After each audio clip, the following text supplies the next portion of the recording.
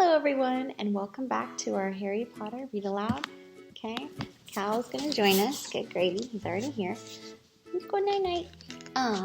Sorry the last chapter 6 was freakishly long. It was like 38 minutes. So this chapter should be about 24. So I think I can do it one sitting. But if you just want to watch it in little pieces, that's fine too. It's totally up to you. Alright, we are about ready to start chapter 7 of our Harry Potter book. It's called The Sorting Hat. Alright, Cal. There you go. Alright. Don't push any buttons. Just go sleep. Don't push any buttons. You're pushing buttons. Don't push buttons. Okay. The sorting. You're really pushing buttons, Cal. It's not going to work. Okay, there you go. The Sorting Hat. The door swung open at once. A tall black-haired witch in emerald green robes stood there. She had a very stern face, and Harry's thought was that this was not someone to cross. The first years, Professor McGonagall said. The first years, Professor McGonagall, said Hagrid. Thank you, Hagrid. I will take them from here. She pulled the door wide. The entrance hall was so big you could fit the whole Dursley's house inside it. The stone walls were lit with flaming torches. I think you gotta sit on my lap. I can't sit on my computer table. It's not working. Go night-night. Here, just do a little pause right there. There you go. Good job. Okay. She pulled the door wide. The entrance hall was so big you could fit the whole Dursley's house inside of it. The stone walls were lit with flaming torches, like the one at Gringotts. The ceiling was too high to make out, and a magnificent marble staircase facing them led to the upper floors. They followed Professor McGonagall across the flagstone floor. Harry could hear the drone of hundreds of voices from the doorway right to the right. The rest of the school must already be here. Stop pushing buttons. I'm sorry, guys. But they followed Professor McGonagall across the flagstone floor. Harry could hear the drone of hundreds of voices from the doorway to the right. The rest of the school must already be here, but Professor McGonagall showed the first years into a small, empty chamber of the hall. They crowded in, standing rather close together than they would usually have done, peering about nervously. Welcome to Hogwarts, said Professor McGonagall. The start of the term banquet will begin shortly, but before you take your seats in the Great Hall, you will be sorted into your houses. The sorting is a very important ceremony, because while you live here, your house will be something like your family within Hogwarts. You will have classes with the rest of your house, sleep in the house dormitory, and spend free time in your house common room. The 4 houses are called Gryffindor, Hufflepuff, Ravenclaw, and Slytherin. Each house has its own noble history, and each has pronounced outstanding witches and wizards. While you are at Hogwarts, your triumphs will earn you house points, while any rule breaking will lose house points. At the end of the year, the house with the most points is awarded the House Cup, a great honor. I hope each of you will be a credit to whichever house becomes yours. The sorting ceremony will take place in a few minutes in front of the rest of the school. I suggest you all smarten yourselves up as you can while you're waiting. Her eyes lingered for a moment on Neville's cloak, which was fastened under his left ear, and on Ron's smudged nose. Harry nervously tried to flatten his hair. I shall return when we are ready for you, said Professor McGonagall. Please wait quietly. She left the chamber. Harry swallowed. How exactly do they sort us into houses? He asked Ron. Some sort of test, I think, Fred said. It hurts a lot, but I think he was joking. Harry's heart gave a horrible jolt. A test in front of the whole school? But he didn't even know any magic yet. What on earth could he have to do? He hadn't expected something like this moment they arrived. He hadn't expected something like this the moment he arrived. He looked around anxiously and saw that everyone else looked terrified too. No one was talking much, except Hermione Granger, who was whispering very fast about all the spells she learned and wondering which one she'd need. Harry tried hard not to listen to her. He'd never been more nervous. Never in his whole life had he had to do a school Never, not even when he had to take a school report home to the Dursleys, saying that he'd somehow turned his teacher's wig blue. He kept his eyes fixed on the door. Any second now, Professor McGonagall would come back and lead him to the dorm, to lead him to his doom. Then something happened that made him jump about a foot in the air. Several people were behind him, screamed. What the? He gasped, and so did the people around him. About 20 ghosts had just streamed through the back wall. Pearly white and slightly transparent, they glided across the room, talking to one another and hardly glancing at the first years. They seemed to be arguing. What looked like a fat little monk was saying, "Forgive and forget. I say we ought to give him a second chance." "My dear friar, haven't we given Peeves all the chances they deserved? He gives us a bad name, and you know he's not even really a ghost. I say, what are you doing here?" A ghost wearing a ruff and tights had suddenly noticed the first years. Nobody answered. "New student," said the fat friar, smiling around at them. "About to be sorted, I suppose." A few nodded mutely. "I hope to see you at Hufflepuff," said the friar. "My old house, you know." "Move along now," said a sharp voice. "The sorting ceremony is about to start." Professor McGonagall had returned. One by one, the ghosts floated away through the opposite wall. "Now form a line," Professor McGonagall told the first years, "and follow me." Feeling oddly as though his legs had turned to lead, Harry got into line behind a boy with sandy hair, and Ron behind him, and they walked out of the chamber, back across the hall, and through a pair of double doors into the great hall. Harry had never even imagined such a strange and splendid place. It was lit by thousands and thousands of candles that were floating in mid-air over 4 long tables, where the rest of the students were sitting. These tables were laid with glittering golden plates and goblets.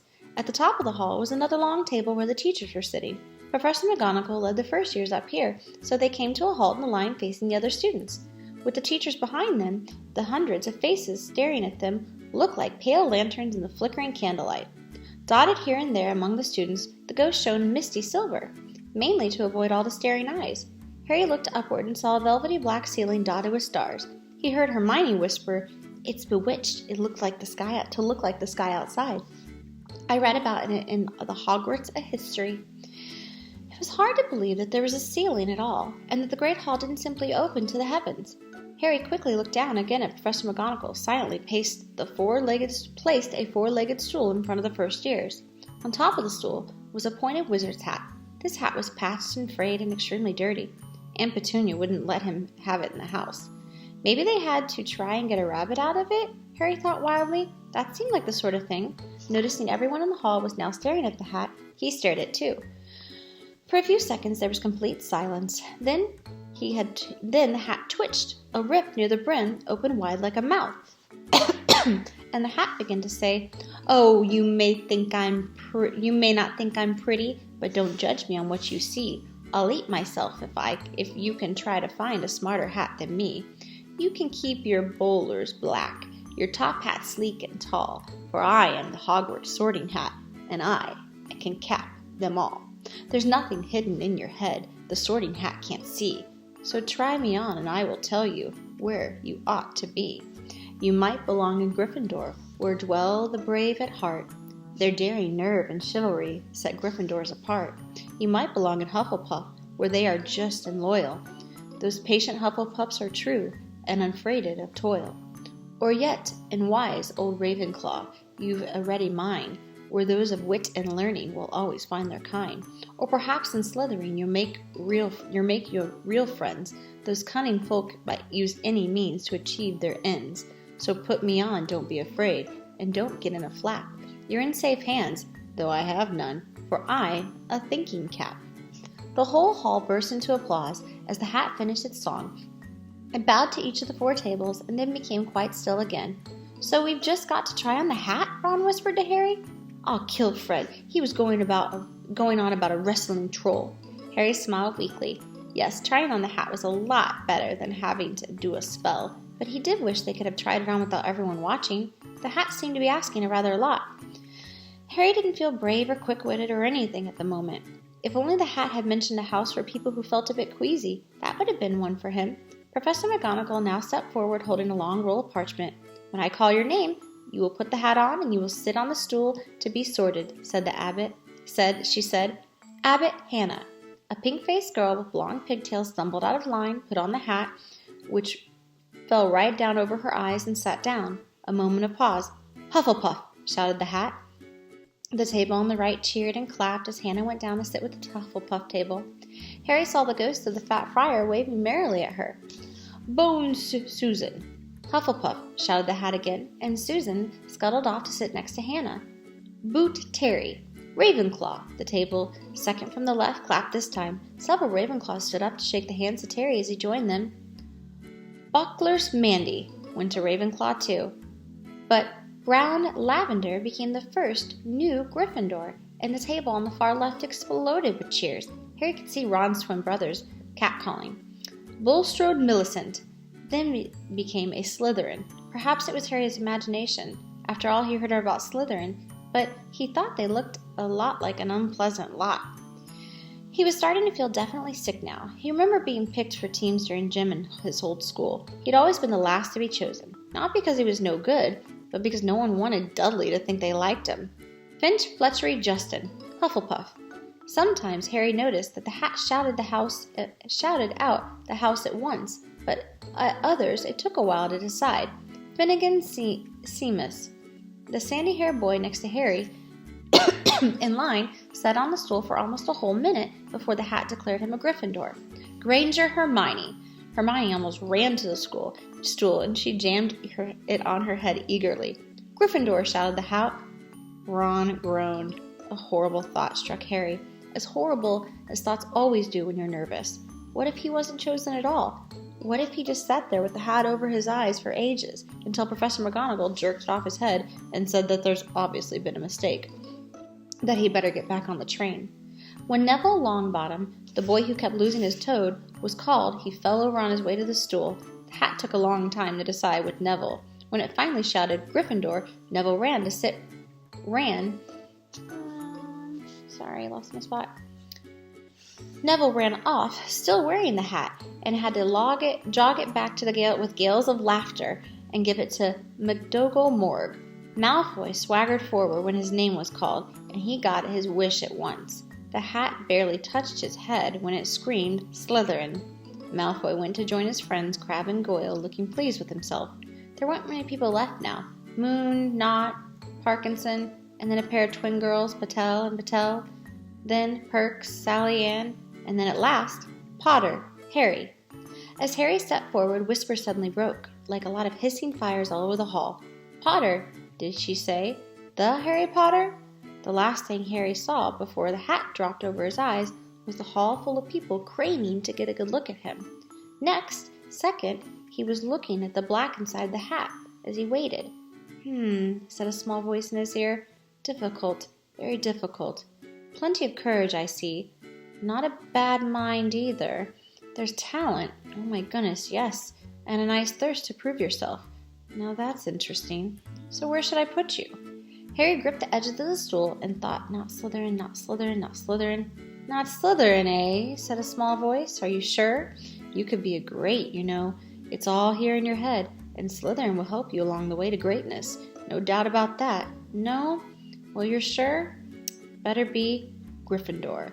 Harry heard the hat shout the last word to the whole hall. He took the hat off and walked shakily toward Gryffindor table. He was so relieved to have been chosen and not put in Slytherin that he hardly noticed that he was getting the loudest cheer yet. Percy, the perfect, got up and shook his hand vigorously, while Weasley twins yelled, "We got Potter! We got Potter!" Harry sat down opposite the ghost and the rough he'd seen earlier. The ghost patted his arm, giving Harry a sudden horrible feeling that he'd been plunged into a bucket of ice-cold water. He could see the high table properly now. At the end of him, nearest to Hagrid, he caught his eye and gave him a thumbs up. Harry grinned back, and there at the center of the high table, in a large gold chair, sat Albus Dumbledore. Harry recognized him at once from the card he'd gotten out of the chocolate frog on the train. Dumbledore's silver hair was the only thing in the whole hall that shone brightly as the ghost. Harry spotted Professor Quirrell, the nervous young man from the Leaky Cauldron. He was looking very peculiar in his large purple turban. And now there were only 4 people left to be sorted. Thomas Dean, a black boy even taller than Ron, joined Harry at the Gryffindor table. Turpin Lisa became a Ravenclaw, and then it was Ron's turn. He was a pale green by now. Harry crossed his fingers under the table, and a second later, the hat shouted Gryffindor. Harry clapped loudly with the rest. Ron clapped with the rest as Ron collapsed on the chair next to him. "Well done, Ron! Excellent," said Percy Weasley pompously across Harry as Zabini Blaze was made Slytherin. Professor McGonagall rolled up her scroll and took away the sorting hat. Harry looked down at his empty gold plate. He had just realized how hungry he was. The pumpkin pasties seemed ages ago. Albus Dumbledore had gotten to his feet. He was beaming at the students, his arms open wide, as if nothing could have pleased him more than to see them all there. "Welcome," he said. "Welcome to a new year at Hogwarts. Before we begin our banquet, I would like to say a few words. And here they are. Nitwit, blubber, oddment, tweak. Thank you." He sat back down. Everybody clapped and cheered. Harry didn't know whether to laugh or not. "Is he a bit mad?" he asked Percy uncertainly. "Mad?" said Percy airily. "He's a genius. He's the best wizard in the world. But he's a bit mad, yes. Potatoes, Harry?" Harry's mouth fell open. The dishes in front of them were now piled with food. He'd never seen so many things he'd like to eat in one table. Roast beef, roast chicken, pork chops and lamb chops, sausages, bacon and steak, boiled potatoes, roast potatoes, fries, Yorkshire pudding, peas, carrots, gravy, ketchup, and for some strange reason, peppermint humbugs. The Dursleys had never exactly starved Harry, but he'd never been allowed to eat as much as he liked. Dudley always was able to take anything that Harry really wanted, even if it made him sick. Harry piled on his plate with a bit of everything, except for the peppermint, and began to eat. It was all delicious. "That does look good," said the ghost in the ruff sadly, watching Harry cut his steak. "Can't you?" "I haven't eaten in nearly 500 years, said the ghost. "Don't need to, of course, but I do miss it. I don't think I've introduced myself. Sir Nicholas de Mimsy Orpington? At your service. Resident ghost of Gryffindor Tower." "I know who you are," said Ron suddenly. "My brothers told me about you. You're nearly headless, Nick." "I would prefer you call me Sir Nicholas de Mimsy," the ghost began stiffly, but Stanley Harry Seamus Finnegan interrupted. "Nearly headless? How can you be nearly headless?" Sir Nicholas looked extremely miffed at the little chat that was going on all the way he wanted. "Like this," he said irritably. He seized the side of his left ear and pulled, and his whole head swung off his neck and fell to his shoulder as if it was on a hinge. Someone had obviously tried to behead him, but not done it properly. Looking pleased at the sudden looks on their faces, nearly headless Nick flipped his head back onto his neck and coughed and said, "So, new Gryffindors. I hope you're going to help us with the house championship this year. Gryffindors have never gone so long without winning. Slytherin had got the cup 6 years in a row. The bloody Baron's becoming almost unbearable." He's the Slytherin ghost. Harry looked over the table at Slytherin and saw a horrible ghost sitting there, with a blank staring eyes, a gaunt face, and robes stained with silver blood. He was right next to Malfoy, who was pleased to see, didn't look too pleased by the seating arrangements. How did he get covered in blood?" asked Seaman with greatest interest. "I've never asked," said nearly headless Nick delicately. When everyone had eaten as much as they could, the remains of the food faded from the plates, leaving them sparkly clean as before. The moment later, the desserts appeared. Blocks of ice cream in every flavor you could think of. Apple pies, treacle tarts, chocolate eclairs, and jam donuts, trifle strawberries, jello, rice pudding. As Harry helped himself to a treacle tart, the talk continued to their families. "I'm a half and half," said Seamus. "My dad's Muggle. Mum didn't tell him she was a witch till after they were married. Bit of a nasty shock for him." The others laughed. "What about you, Neville?" said Ron. "Well, my gran brought me up, and she's a witch," said Neville. "But the family thought I was a Muggle for ages. My great-uncle Algy kept trying to catch me off my guard and force magic out of me. He pushed me off the end of a Blackpool pier once. I nearly drowned, but nothing happened until I was 8.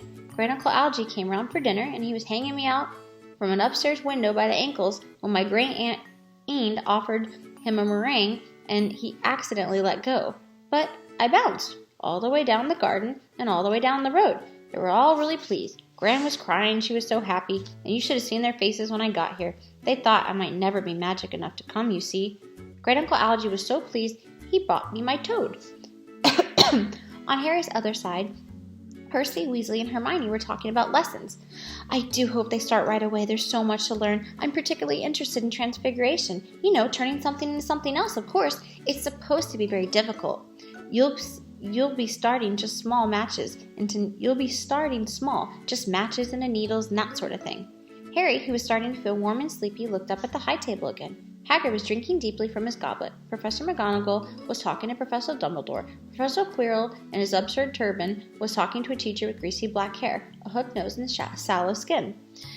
It happened very suddenly. The hooked-nosed teacher looked past Quirrell's turban straight into Harry's eyes. and a sharp hot pain shot across Harry's scar on his forehead. Ouch! Harry clapped his hand to his head. What is it? Asked Percy. Nothing. The pain had gone as quickly as it had come. Hard to shake off was the feeling that Harry had gotten from the teacher's look, a feeling that he didn't like Harry at all. Who's that teacher, talking to Professor Quirrell? He asked Percy. Oh, you know Quirrell already, do you? No wonder he's looking so nervous. That's Professor Snape. He teaches potions, but he doesn't want to. Everyone knows he's after Quirrell's job, knows an awful lot about dark arts. Snape. Harry watched Snape a while, but Snape didn't look at him again. At last the deserts two disappeared, and Professor Dumbledore got to his feet again. The hall fell silent. Ahem, just a few more words now that we are all fed and watered. I have to start a term notices to give you. First years should note that the forest grounds is forbidden to all pupils, and a few of our other students would do well to remember that as well. Dumbledore's twinkling eyes flashed in the direction of the Weasley twins. I've also been asked by Mr. Filch, the caretaker, to remind you that no magic should be used between classes in the corridors. Quidditch trials will be held the second week of the term. Anyone interested in playing for their house teams should contact Madam Hooch. And finally, I must tell you that this year, the third floor of the corridor on the right-hand side is out of bounds to everyone who does not wish to die a painful death. Harry laughed, but he was one of the few who did. He's not serious, muttered to Percy. He must be, said Percy, frowning at Dumbledore. It's odd, because he usually gives us a reason why we're not allowed to go somewhere. The forest is full of dangerous beasts, everyone knows that. I do think he might have told us perfects at least. And now, before we go to bed, let's sing the school song, cried Dumbledore. Harry noticed that the other teacher's smiles had become rather fixed. Dumbledore gave his little wand a flick, as if he was trying to get a fly off the end, and a long golden ribbon flew out of it, which rose high above the tables and twisted itself snake-like into words. Everyone picked their favorite tune, said Dumbledore, and off we go.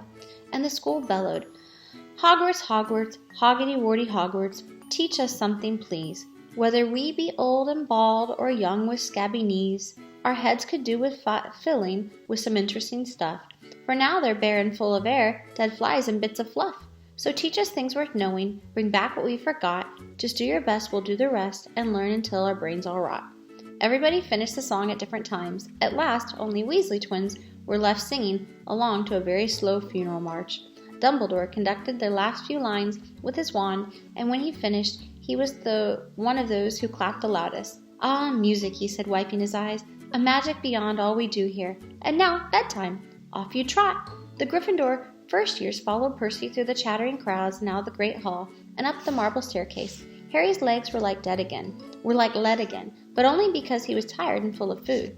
He was too sleepy to even be surprised that the people in the portraits along the corridors whispered and pointed as they passed, or that twice Percy led them down through the doorways hidden behind sliding panels and hanging tapestries. They climbed more staircases, yawning and dragging to their feet, and Harry was just wondering how much further they had to go when they came to a sudden halt. A bundle of walking sticks was floating mid-air ahead of them, and Percy took a step toward them and started throwing themselves at him. Peeves, Percy whispered to the first years. A poltergeist. He raised his voice. Peeves, show yourself.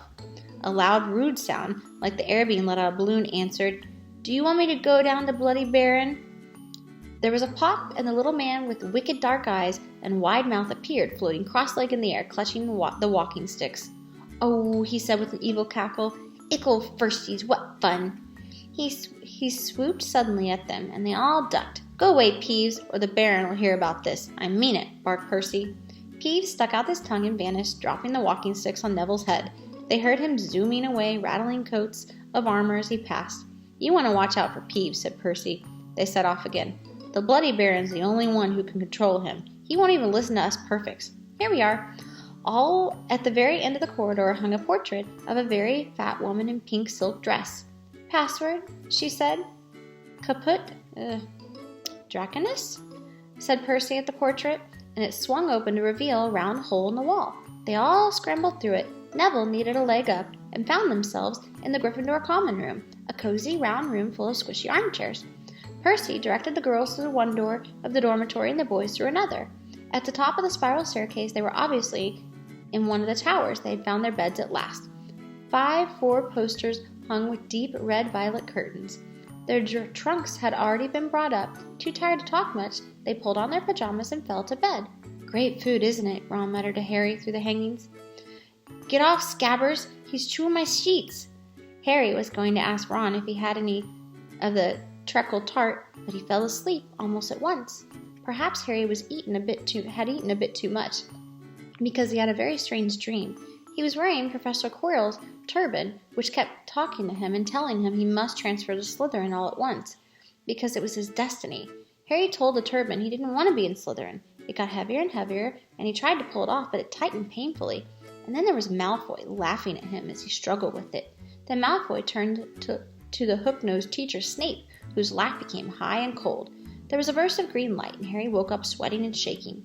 He rolled over and fell asleep again, and when he woke the next day, he didn't remember the dream at all. All right, that is the end of Chapter 7. I hope you guys enjoyed that. Our next chapter will be Chapter 8, which is the Potions Master. Okay, Cal says goodbye. Okay, hope you had a good time, and I can't wait to see you again.